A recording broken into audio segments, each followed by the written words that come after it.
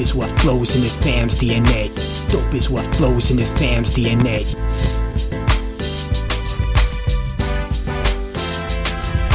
What's good, everybody, and welcome to Dope Interviews, brought to you by the Mighty 19 Media Group. I'm your host, Warren Shaw. We are continuing our Season 5 vibes here, and in the virtual building today, a very, very special guest. He is a well-renowned basketball trainer, but has also now taken his talents to the big screen, or the small screen, whatever you want to call it. This is my guy. He's also now the basketball producer for Winning Time, The Rise of the Lakers Dynasty on HBO. But it is Idan Ravin. Idan, what's good, brother? How are you? Hey, thanks for having me, man. It's always a pleasure. Man, it's really great to have you in the studio, having the conversation with you in the virtual building, as I like to allude to. And, we'll jump right in here, man. Like, what drew you to the project, to do this, because I've done some research. Hold on. I've done some research. Okay. And I know they didn't give you a whole lot of time to kind of get this popping. So what made you say, you know what? Yes, I'm going to take on this challenge. Okay. So by way of background, I've probably trained over 100 NBA guys and more than 15 NBA All-Stars.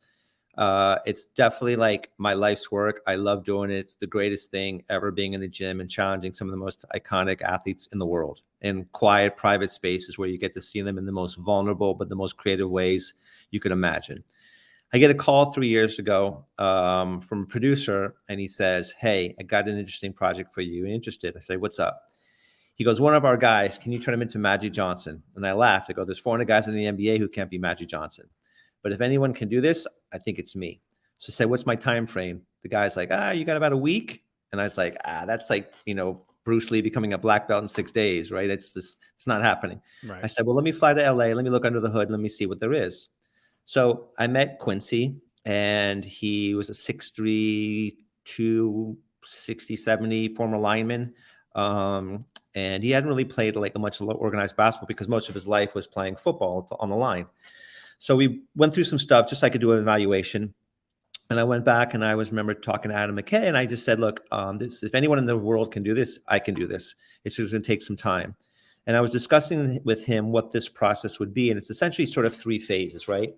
So the first phase, when we're just talking about the Magic character, is that you have to convert this person into a basketball athlete. Not that Quincy wasn't a really good athlete. He was, but in the football sense, when you're a lineman, you're talking about operating within 5 yards, right?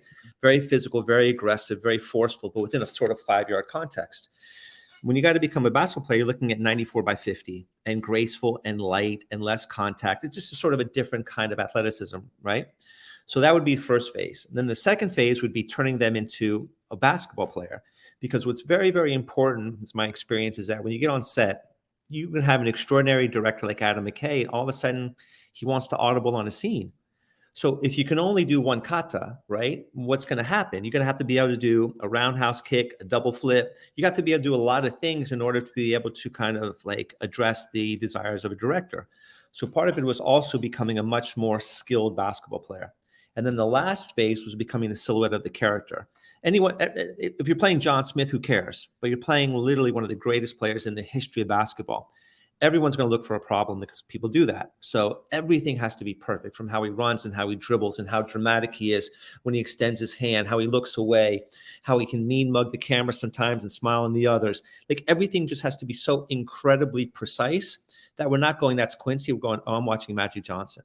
So it's like these 3 phases all had to be mastered in order to be able to turn Quincy into the character. And so I thought, this is really different. This is really interesting. This is really exciting. Why not?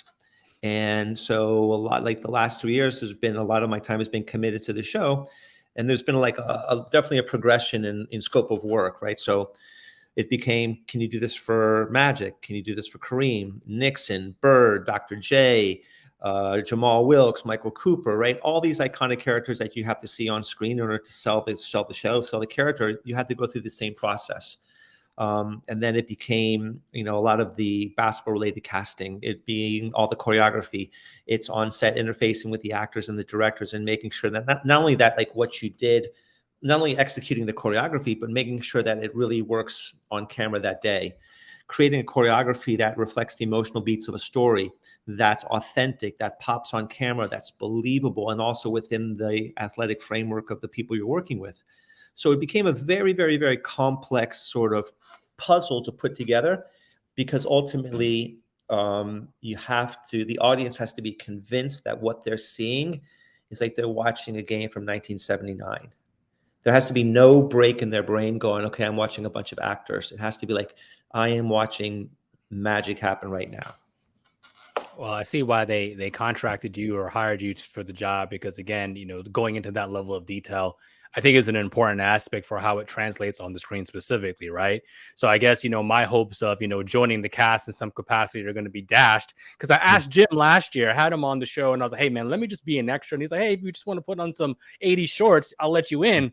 I didn't get that call. So I guess because you're doing the casting, it's like, hey, you know what? I'm not gonna make it. Just put me on the bench, bro. Just let me be, so funny. be a guy on the sideline, cheering somebody on. No, it's interesting because like I guess it's almost flattering when people don't know about all the process that goes into it, right? Like, Sure. you see, I mean, I spent 15 years with Carmelo, right? People just, you just show up and go, oh my God, Carmelo's great. And it's like, I guess very flattering, but people don't realize that's 20 years worth of work to get to where he is now. So I'm flattered when people don't really understand or see the complexity, because that means we did a good job. Yeah. That means we made it so believable, so simple, so just acceptable that no one questions it, which means you knocked it out of the park. Well, how much? So again, obviously you've been training for a long time and been working with so many athletes and top ones at that too. But then to turn a actor into even athletes that you didn't necessarily work with, how much film are you now watching to kind of understand and extrapolate, Magic's movements? You've been saying again, the extension of his arm when he does even a pass, or whatever the case would be, in the flair that he plays with. How much film are you watching on a consuming basis? And are you bringing them alongside you to watch that film as well? So it's a fantastic question. So I spend countless hours, but I mean, like you're like me. I mean, we're basketball heads, right? So a lot of the stuff we kind of already have like kind of accepted and know, but then you just have to really dig down. So I watched hundreds of hours, and I would also like encourage the actors to do it as well. But what we never did was we never were in a session where we were watching stuff together. It rarely happened, because what was really important is what I would see, not necessarily what they saw. That's what you're saying. Right, because it's like I had to be sort of the ultimate arbiter in terms of what something was look like. So instead, a lot of it was based on feel. So like we can go to the Sean Small, Larry Bird characters that I would manipulate his arm and his leg and his pelvis and his feet, and just to create a sense of, it was really awkward, and saying this is like the gold standard. So we have to get there and create a proper mythology and pedagogy to figure out like, how do we get to this place where not only can you just shoot a catch and shoot jumper, but how do you go up and down for 5 minutes, Lakers Celtics, and this feels so believable as Larry Bird. So that's where it also came in, where, I mean, we had thousands of hours of practice. I mean, like, Quincy and I probably spent 3 years together. Sean Small and Larry Bird, we probably spent 18 months together.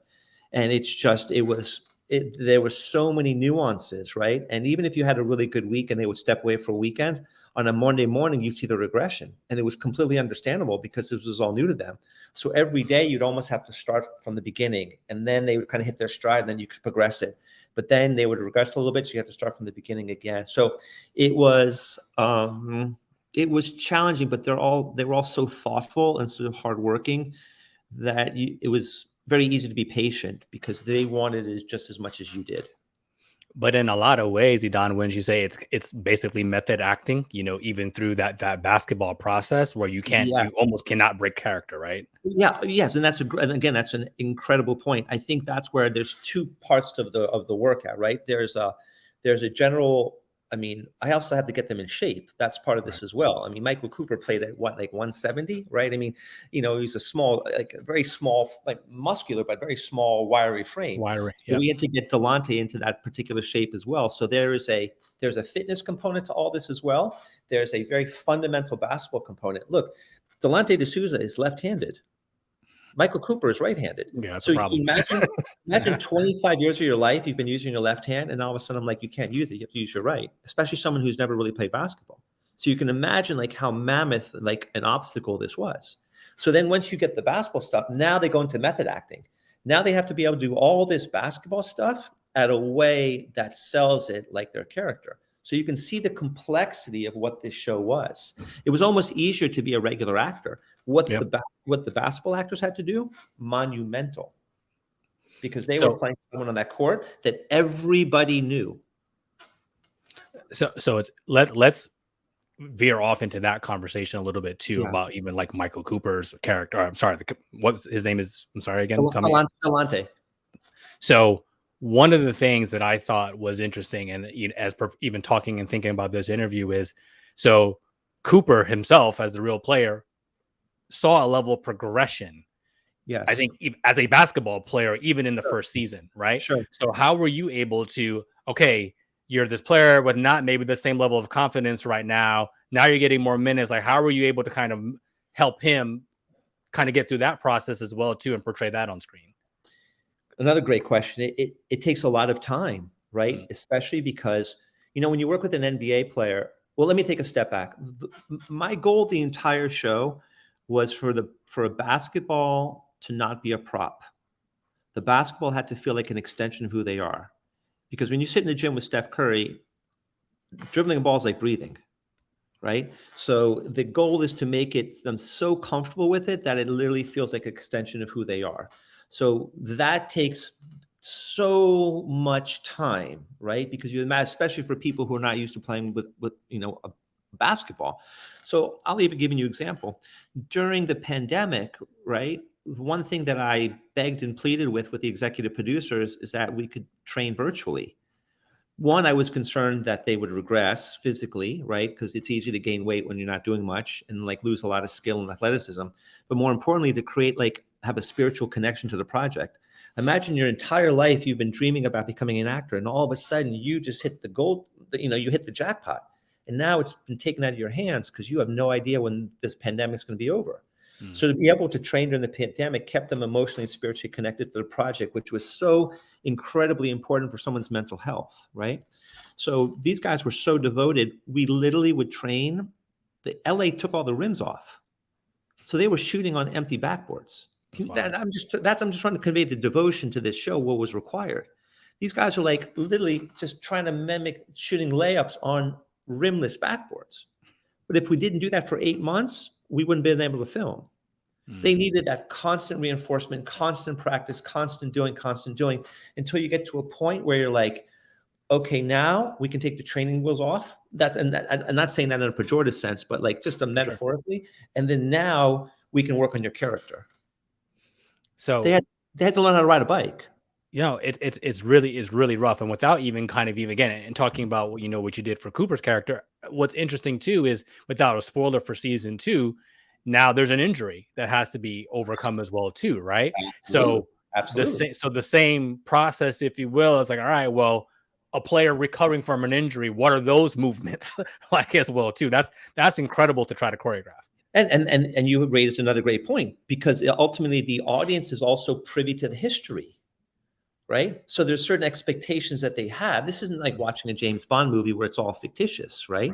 There's certain historical moments that people are like going, but didn't he mess up his knee? And didn't he hurt his shoulder? And they're looking for those things because people are sort of at home kind of being critics, right? So you constantly had to be able to honor the fact, honor the authenticity, but at the same time, honor the script and honor the cinematography, what it took to make these scenes pop on camera. So it's like, I always say, like, the script is the Bible. My intention is to always deliver on the intent of the writers. From there, then we work through different layers. Then we look at authenticity, holes in the story arc. Does it pop on camera? Can the actors deliver on this? Does it deliver on the emotional beats of the story? And then when you figure that out, then that's the scene that you're going to deliver. It wasn't just, hey, 10 NBA guys show up, to film Hustle. You throw the ball up in the air and guys can hoop up and down. That's almost easy to do. You're talking about 10 guys that aren't that level at all. They're actors. Are you ready to step up your style without compromising the planet? Introducing the exciting partnership between Blueview Footwear and the 19 Media Group Network. Just visit bit.ly/Blueview19 to start your sustainable style journey. Our friends over at Blueview Footwear are renowned for introducing the world's first fully biodegradable sneaker. By using plant-based plastics, they are leading a revolution in cleaner materials and manufacturing.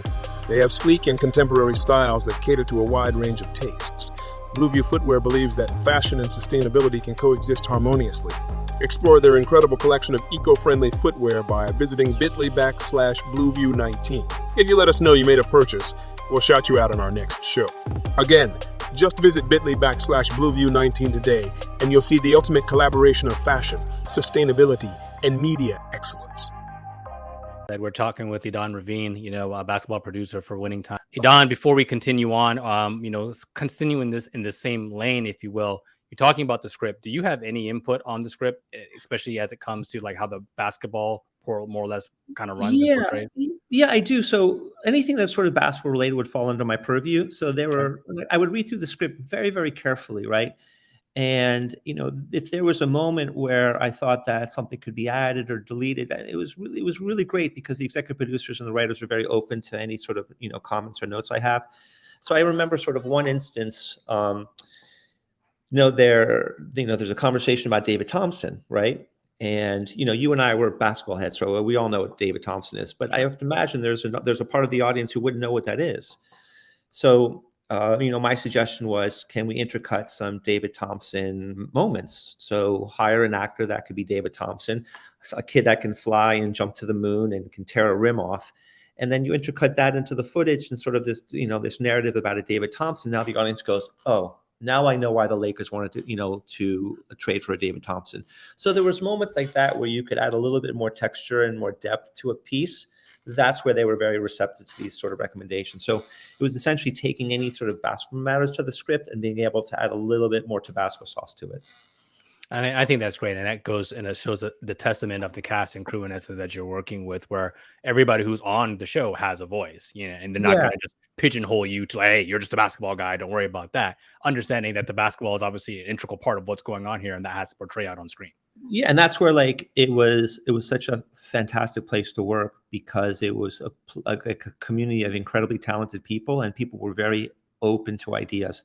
And again, I would never say that I know everything about anything, right? It's just more like someone, hey, Idan, what do you think? Or Idan, don't you think? I mean, I remember going to Adam McKay's office 3 times a week, and this was very new to me, and he was just very open, very receptive to my thoughts. And I didn't really know much about this space, and I think, man, this is very different than the world of basketball, where they're not that receptive to outside ideas. But on this show, and they really were. It was really a magical experience. So let me ask you this question here now, like accepting the role, that you're going to be doing a lot of great stuff with this historical franchise that so many people know and love and are connected to. Is there a moment in the history that you were like, yeah, I can't wait till we get to this part and see how we can put that on screen? Oh, you mean for the future? It just in general, because I don't want to get you in trouble or any, especially with spoilers or whatever the case just may be. Because like I was very blessed to have the opportunity to work with Kobe Bryant, and in my world, I've been able to pass. And, I know Shaq, so this idea of being able to see a Kobe Shaq rendition of Winning Time would be like, holy crap, right? Wow. I mean, that's my era, generation. I spent time in the gym with Kobe, and I know what that was. I know who he is. I know what he was about. And so that would be like, oh my gosh, that would be just everything. But you want to get through season 2. I hope people love it. It's really fantastic. It hits on so many important social, political, economic issues. It does it in a way that's gentle sometimes and harsh in others. I think one of the things I'm incredibly proud of is that on this show, people weren't cast based on their Instagram following. And it was so neat. People were cast because they were the best person for the role. Yeah. And it was such a merit-based process where it made it like, this is the way things should be, right? Like Quincy's unbelievable. Solomon's unbelievable. Like, Jamel and Delonte and Devon. I mean, such Adrian. I mean, I can go on and on and on. There's such gifted people. Sally's such a talented director. Max and Rodney and Jim are such talented writers. Like, it was such a merit-based process that I think it's sort of, I wish everything was done this way, right? Not based on who's the most famous and who's the sexiest, but who's the best. Man, we'd be a much better society, I think with that mindset. You touched on something too here, we got to wrap here in a little bit, but you touched on something because no show is going to have, like, even if it's critically acclaimed, there's going to be haters. And I know season 1 it had a lot of stuff with some of the character portrayals, et cetera, et cetera. Sure. How do you and the rest of the crew and cast just kind of handle that per se? And it's like, you know what? it's based on facts per se. It's even based on a book, by Jeff, et cetera, et cetera. But there's some people who are just looking to tear it down at every turn. People whose names were even attached to the project in terms of their portrayal. Look, I'm of the belief that everyone is entitled to an opinion, right? I'm of the belief that if you do things in life with that good intention, not malicious, and it's your way of sort of seeing something, then it's all good, right? I think for me, these players are like, this is why I fell in love with basketball, right? Like I loved my Isaiah Thomas and Magic Johnson, Larry Bird, and Kareem. I mean, that's just part of why I love basketball. So there's no way in my heart I could ever do something that was disparaging to people that I love their game. And I spent 15 years with the greatest athletes in the world. Like I'm not, have I seen superstars on having bad days? Of course, but we all do, right? So, but I'm never gonna, like Steph Curry, Carmelo, LeBron, KD, CP. I mean, everyone. Like, my only interest is to be able to depict people in the ways that, like, with the reverence and respect in which I see them. So when you tell a story, I mean, every story is going to have a narrative arc, right? That's the way film is, book is, TV is. Like, the character has to go and have a certain journey. So as part of the journey, maybe sometimes, you make the vanilla a little bit, almond color, right? Maybe you make the silver a little bit more, gray. I mean, it's just part of the storytelling process, but no way, shape, or form to me, is there anything ever malicious or with ill intent, right? Like, these are people that, like, from a basketball perspective and from a talent perspective, I have tremendous admiration for. Yeah, you know what he done. I think that's also another amazing point, because they're human first and foremost, and you and I, well, you more so, but we've had some opportunities, or I've as well too, to be around players and so forth. And again, you see them in their most human of moments. And I think that's the portrayal that the show is able to do and capture so well. And I think there's maybe this perception that, well, these are my heroes and there's no way that this was going on. And that's just a false narrative. Yeah. And so you're right. There's nothing that's malicious that's being done. You're just telling the humanistic side of the story. Yeah. Look, I've seen the greatest players in the world cry in front of me. I mean, that's why I'm not an Instagram trainer, right? Because it's such a special, sacred place. I would never. I heard you there. I heard you. I would never show that, right? Yeah. Like, I don't need to get famous on that. Like, I've seen them kick a ball and scream and curse and cry in front of me. The greatest athletes you could ever imagine.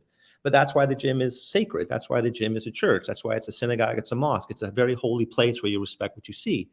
And just because, if someone kicks a ball or curses or gets mad at me, they're not a bad guy. That's just who we are as people. Some days we have good days and bad days and struggling days and happy days. It's just what makes us people, right? So if some people, took issue with it, complete respect. I get it. I just know from my perspective, it's all done with love and care and reverence for the game and for these people who we all depict on camera. Yeah, nothing but absolute and mutual respect for what you all and the team at HBO are producing here. We'll close with this one, Idan. What are you most, I guess, proud of with this work? Like, what's the thing that makes you say, you know what, dang, we did that? A we or an I question? We can go with both. I guess the we question is that it is so incredibly impressive how many dominoes have to fall the right way to make something beautiful. It truly, everyone in this show had a purpose and was integral to it. Everybody, right? And everyone was a domino that led to the finish line, right? I think sometimes, we just see the finish and we don't go, oh my gosh, but I mean, hair and makeup, pristine, catering, pristine, transportation, pristine, security, pristine, productions assistant, pristine, extras on set. Like, everyone was a domino that allowed this thing to take place. And I think everyone should take a bow, because if it wasn't for each one of those pieces, there's no show. I think from an individual standpoint, I'm very proud, because I've always seen basketball as a form of story. And even though I didn't have a tremendous amount of formal experience with this, it's something that I feel like I learned on the fly with not a lot of guidance. and I'm very proud with myself because I feel like it's almost become sort of my mantra, right? People would say, "Oh my God, Idan, how, what could you possibly do with NBA guys? You never played in college, you never coached in the NBA." And I was able to do it my way for a long time without, ever looking over my shoulder. And so I think this is a testament to having a lot of faith in yourself, trusting your intuition, and knowing that if you're devoted enough, you can make shit amazing as long as you really believe in yourself.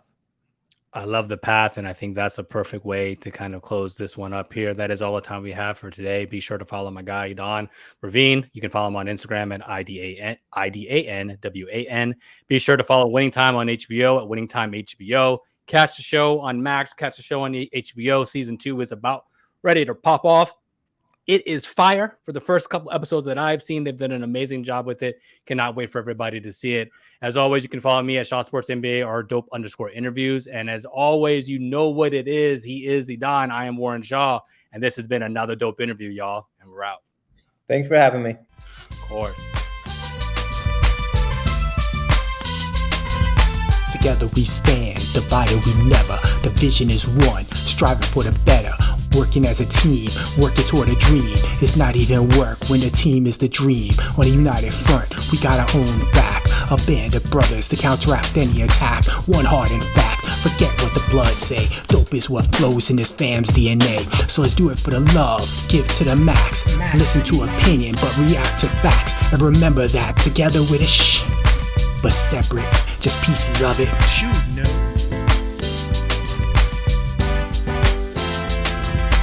Dope is what flows in this fam's DNA. Dope is what flows in this fam's DNA.